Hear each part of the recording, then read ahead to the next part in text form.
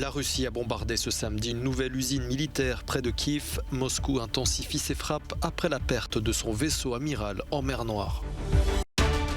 Boris Johnson et plusieurs autres hauts responsables britanniques interdits d'entrer en Russie. C'est ce qu'a annoncé le ministère russe des Affaires étrangères ce samedi. En Ukraine, l'impact du conflit sur la biodiversité et les écosystèmes n'est pas négligeable. Certains dégâts pourraient être irrémédiables. Twitter déclenche une clause pour empêcher son rachat total par le milliardaire Elon Musk, une tactique qui prévoit d'inonder le marché avec des actions bradées. Une nouvelle usine militaire ukrainienne a été prise pour cible par la Russie près de Kiev ce samedi matin. Le bombardement qui a eu lieu à Darnitsky a visé une usine qui fabrique notamment des tanks. Moscou a revendiqué la frappe. Des armes aériennes de haute précision à longue portée ont détruit les bâtiments de production d'une usine d'armement à Kiev et un atelier de réparation d'équipements militaires à Myrolaïv. La veille déjà, les Russes avaient visé une usine de la région de Kiev qui fabriquait les missiles anti-navires Neptune, missiles avec lesquels les Ukrainiens disent avoir tiré sur ce navire, le Moskva, fleuron de la flotte russe en mer Noire, et qui a coulé depuis. Moscou, qui n'a pas officiellement reconnu le rôle des missiles ukrainiens dans cette destruction, ne décolère pas et promet d'intensifier ses frappes dans la région de Kiev. Le président ukrainien appelle les Occidentaux à augmenter leur aide militaire. Plus vite nous obtiendrons toutes les armes que nous avons demandées, plus notre position sera forte et plus vite il y aura la paix. La guerre en Ukraine fait rage depuis 52 jours et avec elle son lot d'horreurs. Ici à Brovary, un jeune homme de 13 ans tué par les militaires russes le 11 mars dernier a été inhumé ce samedi. Le Premier ministre britannique persona non grata en Russie. C'est ce qu'a annoncé ce samedi le ministère russe des Affaires étrangères. Moscou a décidé d'interdire d'entrer en Russie Boris Johnson, mais aussi plusieurs autres hauts responsables britanniques, comme le vice-premier ministre Dominic Raab, le ministre de la Défense Ben Wallace, la ministre des Affaires étrangères Liz Truss, mais aussi la première ministre d'Écosse Nicola Sturgeon, ou encore l'ancienne première ministre Theresa May. La Russie a justifié ces décisions comme une réponse aux sanctions britanniques prises contre Moscou suite au déclenchement de la guerre en Ukraine. Des sanctions qualifiées par Moscou d'actions hostiles sans précédent de la part de Londres. Parmi les dernières sanctions prises par Londres, début avril, figure notamment l'interdiction d'entrer sur le territoire britannique pour les filles du président Vladimir Poutine et celle du chef de la diplomatie Sergueï Lavrov, ainsi que le gel de leurs éventuels avoirs. L'environnement pourrait lourdement pâtir des combats armés qui font rage en Ukraine. Le pays est fortement industrialisé avec de nombreuses usines chimiques et métallurgiques. Incendies, pollution des sols, radioactivité, les risques sont déjà connus et les dégâts pourraient être irrémédiables.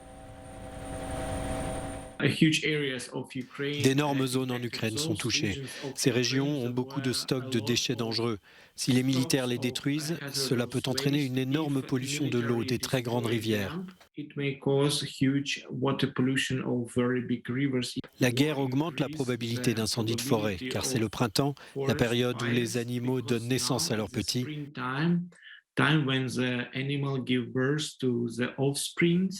Et en raison de la forte intensité des feux de forêt, cela peut causer des dommages aux personnes, de la pollution atmosphérique, mais aussi affecter la biodiversité.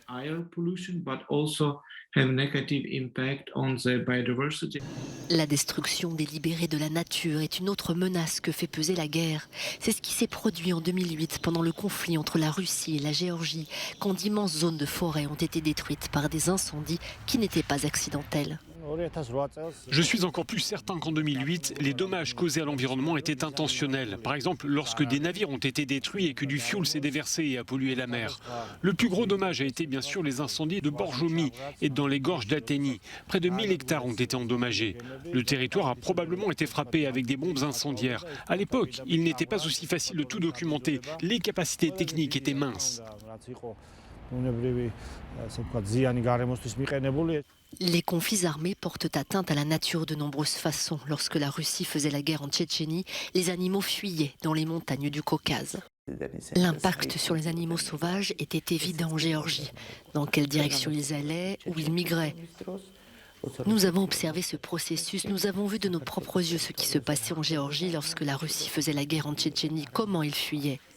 Le site de Tchernobyl inquiète lui aussi. L'occupation par les forces russes de cette zone rend le contrôle de la radioactivité plus que difficile. Twitter tente de contrecarrer la tentative de rachat par le milliardaire Elon Musk avec une pilule empoisonnée. Une clause permettant au conseil d'administration des entreprises d'inonder le marché avec tellement d'actions nouvellement créées qu'un rachat devient prohibitif. Cela rend juste beaucoup plus coûteux pour lui d'acheter l'entreprise, explique ce journaliste. Cela ne signifie pas que Twitter ne finira pas par négocier un accord avec lui, mais cela leur donne un peu plus d'influence et ils peuvent, vous savez, le forcer à augmenter son offre. Même s'il a dit que 54,20 $ par action était son offre finale. C'est une personne qui est connue pour changer d'avis, donc il pourrait venir avec une offre plus élevée. Elon Musk, plus connu comme PDG du constructeur de voitures électriques Tesla, détient actuellement une participation d'un peu plus de 9% chez Twitter et 82 millions d'abonnés. Il a déclaré publiquement que son offre de 43 milliards de dollars était sa dernière offre pour Twitter. On est en train de regarder quelque chose d'historique. Je veux dire que Musk, à lui seul, essayant d'acheter Twitter, n'était pas dans le cahier des charges de 2022. Mais au nom de la liberté d'expression, et c'est devenu un sujet de discorde dans lequel Musk est maintenant impliqué à son tour, il essaie, en tant que personne la plus riche du monde, de posséder Twitter. Elon Musk n'a pas donné de précision sur le financement, mais il devrait certainement emprunter ou se défaire d'une partie de ses actions Tesla ou SpaceX. Une messe de la veillée pascale a eu lieu ce samedi dans l'église du Saint-Sépulcre à Jérusalem. Les chrétiens considèrent qu'il s'agit du lieu de la sépulture et de la résurrection de Jésus-Christ. Des centaines de fidèles et de pèlerins catholiques venus du monde entier ont assisté à l'office de la vigile pascale, priant et chantant des hymnes après 2 ans de restrictions en raison du Covid. Le Paas Pop de retour ce week-end aux Pays-Bas. Depuis le début de la pandémie, c'est la première fois que le rendez-vous musical revient sans aucune mesure anti-Covid. Après 2 ans d'arrêt forcé, beaucoup des employés du festival sont partis et ont quitté le secteur à la recherche d'emplois ailleurs. En 2020, le Paas Pop avait été le premier grand festival des Pays-Bas à être annulé en raison du Covid. Pyongyang a célébré ce vendredi le 110e anniversaire de la naissance de Kim Il-sung, le fondateur de la Corée du Nord et grand-père de l'actuel dirigeant Kim Jong-un, que l'on voit ici sur ces images, saluant la foule. La date du 15 avril, appelée Jour du Soleil, est l'une des dates les plus importantes du calendrier nord-coréen. Pour ce 110e anniversaire, la Corée du Sud et les États-Unis s'attendaient à une parade militaire et à un probable essai nucléaire de la part de la Corée du Nord, mais Pyongyang a finalement opté pour un défilé de civils. Ces commémorations interviennent 3 semaines après le plus grand essai de missiles balistiques intercontinental de l'histoire du pays actuellement en proie à une grave crise économique aggravée par les sanctions internationales. Le musée d'Orsay à Paris propose une rétrospective événement sur Antonio Gaudí, l'architecte catalan de génie, connu dans le monde entier pour sa cathédrale, la Sagrada Familia, et qui a transformé le visage de Barcelone au 19e et au début du 20e siècle.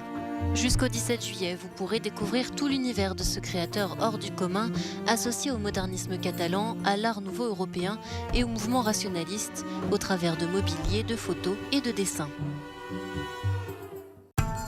Dans la galerie de la Reine au Buckingham Palace de Londres, cette nouvelle exposition célèbre les merveilles de l'art et du design japonais. Plusieurs pièces maîtresses sont réunies pour raconter l'histoire de 300 ans d'échanges diplomatiques, artistiques et culturels entre la famille royale britannique et la famille impériale japonaise. L'exposition comprend des pièces rares de porcelaine et de laque, des armures de samouraï ou encore des paravents brodés.